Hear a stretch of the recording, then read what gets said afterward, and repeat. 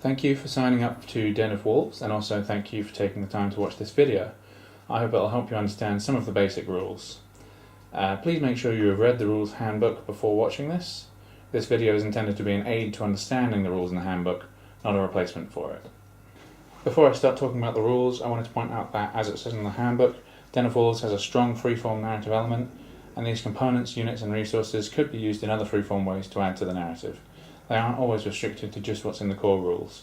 If you're not sure what I mean by this, don't worry, it's all just done through control like a tabletop GM, and you can ask control questions about this if you're not sure how it all works. Moving on to the rules. This is your vessel panel. This is where the vast majority of the mechanics play out. The main part is the stations. Stations do whatever they say on the station. For example, the food producing station here, the food synthesizer, produces food when you spend water on it. Next we have crew. Crew must be on a station at all times, even if they're not using it. In other words, you have to have them somewhere. They can't just be off to the side or anything like that.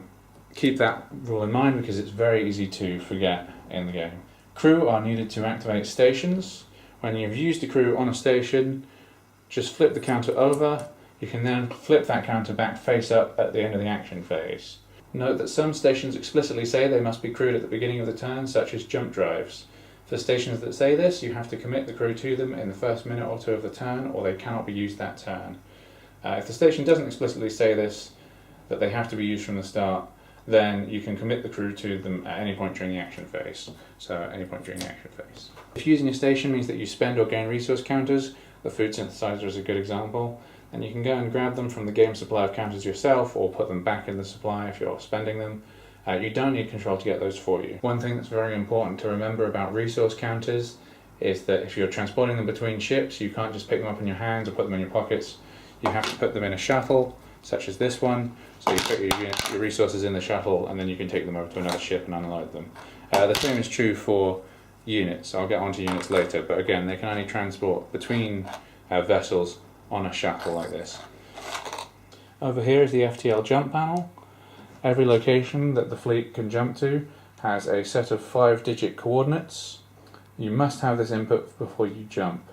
For example, if you wanted to go to a location and the coordinates were 1, 2, 3, 4, 5, you'd have to write the coordinates in here in the panel 1, 2, 3, 4, 5, like that. There's two other things that you need in order to jump successfully. One is that you must have a crew that has used the jump drive, and do remember that that does need to be done at the start of the turn. The second thing you need to do is spend the correct amount of fuel. So, let's say that this was a medium distance jump, you'd need to spend 7 fuel as it says here. So 1, 2, 3, 4, 5, 6, 7 fuel. Take that, discard it to the supply, and you've spent the correct fuel. Control will be coming around and checking that you have the right coordinates, the right fuel spending, and that you've got a crew used up on your jump drive every time you do a jump. When you jump, Control will check all of these things and then resolve the result of the jump. Then you have units. Squadron units are either at the map if they're being actively deployed, or just kept off to the side somewhere. All on-foot units, so security marines, they should be kept in this grey box here, which says that that's where they need to go. If wolf boarding units appear on your vessel during a wolf attack, then they'll appear in the same box, just over there. If that happens, then you'll need to fight them off, and they're also doing that on your vessel panel, just over here. So we'll run through a quick example of that right now. So wolf boarders will always appear during a wolf phase, that is during an attack. There's alternating fleet phases and wolf phases. The boarders will attack in a wolf phase and appear on your ship in this grey box. As soon as they do that, they will attack your ship and they will roll on the table. So we'll roll 1 dice for each of these. Okay, on a 3, one of those units will do 1 damage to the vessel, and on a 6, the other unit unfortunately does 2 damage to the vessel. So we'll make a note of that. That's 3 damage so far. The next thing is a fleet phase will then happen afterwards. Control will tell you when the phase changes from a wolf phase to a fleet phase and vice versa. In order to fight a wolf unit, Again, you look at the relevant table on the side of your vessel panel and roll the dice. So for the security, we'll roll a d6, and they've managed to get a 3. That means that they have destroyed the unit, but they've taken a damage as well.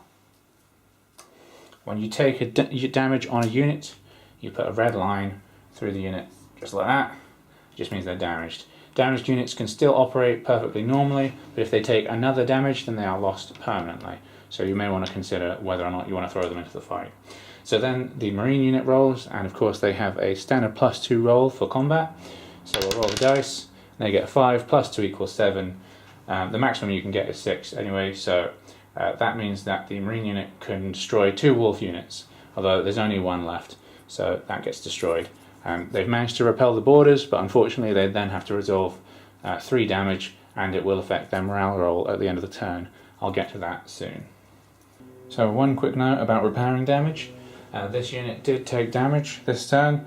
It can be repaired. There are a handful of action cards that help repair on-foot units. There are also sick bays where you can have them repaired as long as the sick bay has the right staff and everything.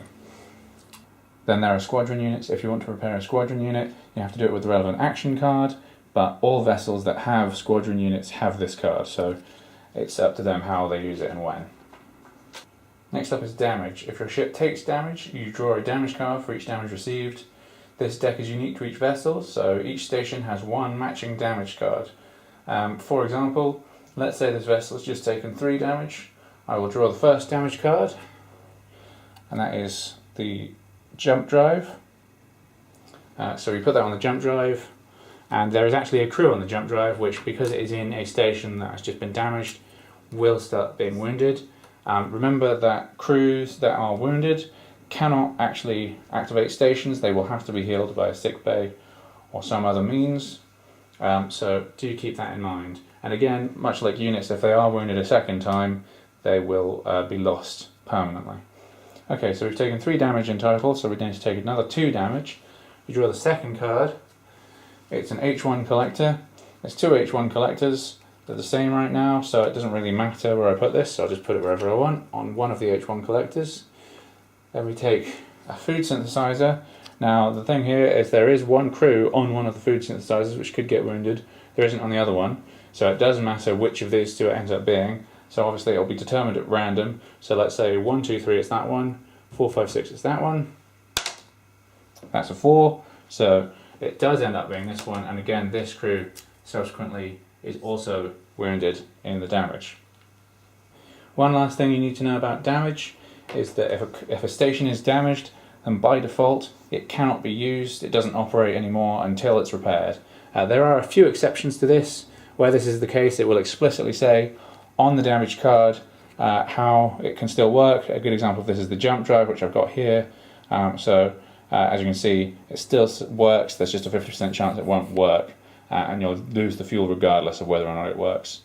So keep an eye out for those, but generally speaking, if it doesn't say on the damage card that it still operates in some way or another, then it doesn't operate at all. That is the rule. Then we've got the morale track, which is this green to red track, right at the far right hand side of your vessel. At the end of each team phase, you'll need to roll and update this morale track. This will mainly be affected by how much food and water you can supply to your vessel that turn, but remember it's also affected by things like borders appearing on your vessel, damage being taken to your vessel, and news coverage. Any modifier from news coverage will just be given to you by control. Now I'm just going to run through a quick example. So we're currently on morale level 5. Unfortunately for this turn, for the sake of the example, I've only managed to secure 1 water, but I have managed to secure 8 food, which is more than we need. So if we take a look at the thing, water required for each turn for critical rations is 1. I'd need more water for any other kind of rations. So I'll spend that 1 water for these critical rations that my people need. I spend that and I'm on -4 to the dice roll. For food though, I've managed to get 8 food. So food required each turn for increased rations is 8. So I spend 8 food and I get +2 to the dice roll. So as a result, I am on a net average of -2. That's -4 +2, so -2 overall. So I'll be rolling a d6 with -2. If I had taken any damage or had any borders appear this turn, or had any good or bad press coverage that was significant in the news broadcast, then that would also affect the roll. The outcome of the roll is outlined here, so I'll do this d6 minus 2, a 6, so that's pretty good. Minus 2 making it 4. Between 1 and 6 there's no change, so it stays at 5 for now. So after the morale track roll you might need to do a riot roll if you're 5 or less on your morale track, as shown here. So anything kind of above 5 there's no need to roll for riots, but 5 or below you will need to roll. So you'll do that d6 roll immediately after your morale roll if you're in that area. If you roll, depending on what you roll, let's say I've rolled a 1 here, the riots will, as it says here, appear on the roll of a 1. So for the sake of example, let's say I've rolled a 1, that means the riot is going to appear immediately afterwards. Any new riot that appears on a random undamaged station. A good way to select a station at random is to just take a damage card and read what it says, and then shuffle it back into the pack. So for example, we'll draw a mining facility. They're all the same right now, there's no crew on any of them, so it doesn't matter which one. A riot will appear on one of the mining facilities, so then we can just take this, and it's not actually taking a damage, we just shuffle it back into the pack, because it was only for determining where the riot would appear. Okay, so a riot appears on the mining facility. Now riots can be dispersed by any on-foot unit. If you want to try and disperse a riot, all you have to do is move the unit to the riot. For example, let's say these Marines are coming in trying to disperse this riot. There's an easy reference table off to the right here, so for dispersing riots you roll on this table, and for riot propagation it's all explained here, but I'll run through it now quickly. Okay, so this Marine unit moves in to disperse the riot, so they'll roll on the dispersing riots table. Remember that if it is a Marine unit, it doesn't get a +2 bonus on dispersing riots. So it's just a pure d6, we'll roll this. They've got a 1, it's not great, so what happens is they've been damaged, like that. So then the security unit will move in, trying to disperse the riot. They'll roll as well. They get a 5, which is a result of riot dispersed. So they've managed to disperse a riot. We'll flip that over for now. What do riots do? If a riot is on a station, that station will not function for the rest of the turn. This is true even if it is dispersed in the middle of a turn. So if you disperse it in the middle of the turn, the station still won't function for the rest of that turn until the following turn. An easy way to keep track of this and not forget is when a riot is placed, you obviously just put it down. When it's dispersed, rather than removing it from the station, you put it face down, and that reminds you that you can't use that station for the remainder of the turn. Now, if the turn ends and the riot is face down, then you can just remove it, and you know that you can use it the next turn. Riots can also propagate themselves. We have the riot back here, acts as if no attempt was made to disperse on it. If a riot exists for an entire turn and no unit has attempted to disperse it, then on a d6 roll of a 1, 2 or a 3, an additional riot is generated. So roll the dice, a 3, so yeah, we'll generate an additional riot. So again, we'll just select a random card, another mining facility, so another one will appear on the mining facility, and of course they all follow the same rules. If neither of them are attempted to be dispersed by a unit, then they'll generate 2 more at the end of the turn if they roll a 1, 2 or a 3 each, so that would be next turn. Okay, that's more or less everything you need to know about the basic mechanics that go on your vessel in Den of Wolves. Thanks again for watching this video. If there's anything you still have questions about, feel free to email me. Goodbye!